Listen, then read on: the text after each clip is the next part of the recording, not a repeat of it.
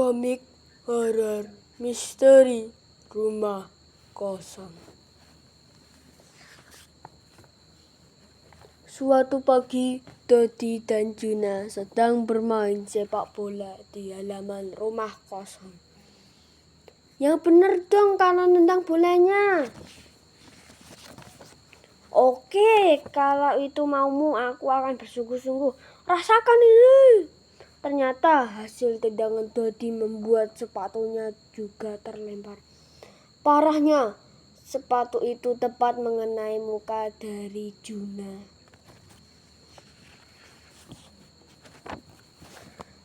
Kira-kira dong kalau menendang, masa sepatunya ikut terbang? Ya maaf, kan tadi gak sengaja.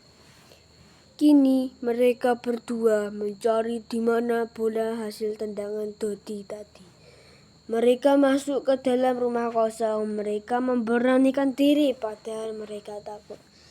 Setiap sudut rumah itu tapi belum menemukan bolanya. Aduh Dodi, aku takut nih, kemana lagi kita harus mencari bola itu. Sabar Bray, kita cari lagi dengan teliti. Harusnya kan bolanya di sini aja, kok gak ada ya? Nah, itu sepertinya bolanya. Dodi mengambil bolanya yang tersembunyi di balik semut. Akan tetapi bola itu tiba-tiba berubah menjadi tengkorak kepala. Itu apa Bray? Kok warnanya merah darah?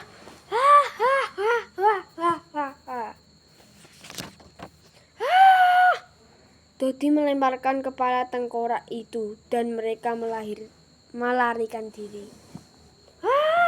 Hantu! Hantu! Dengan sekuat tenaga mereka pergi meninggalkan rumah kosong itu. Sekian, terima kasih. Saya ucapkan terima kasih atas kalian sudah mendengarkan. Maaf saya agak salah-salah membaca. Lanjut kedua.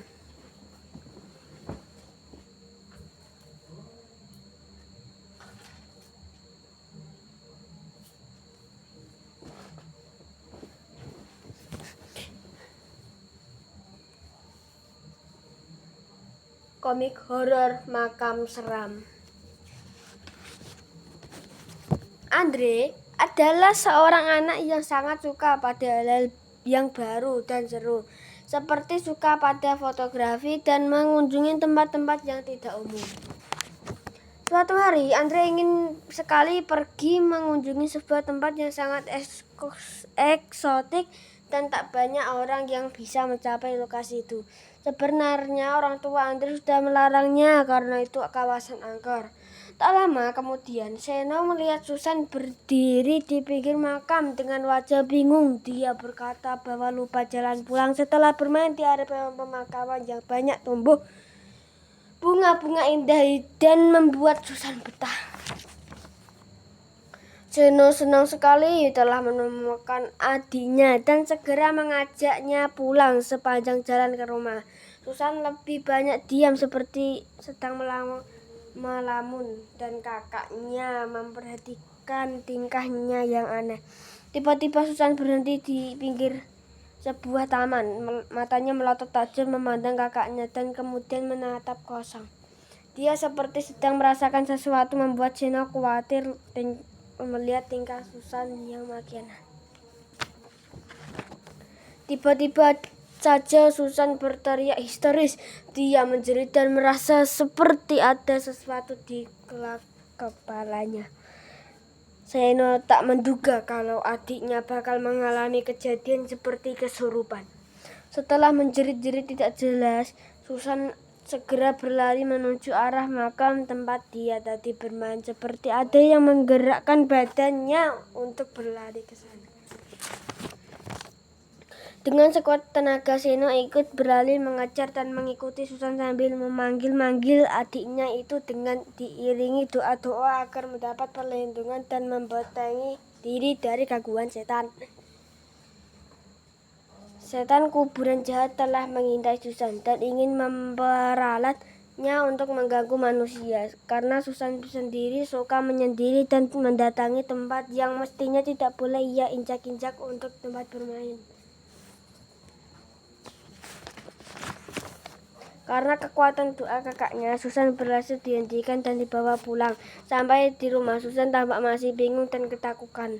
Kakaknya menasihatinya agar tidak lagi bermain di area pemakaman keramat karena salah satu penunggunya ingin merasukinya.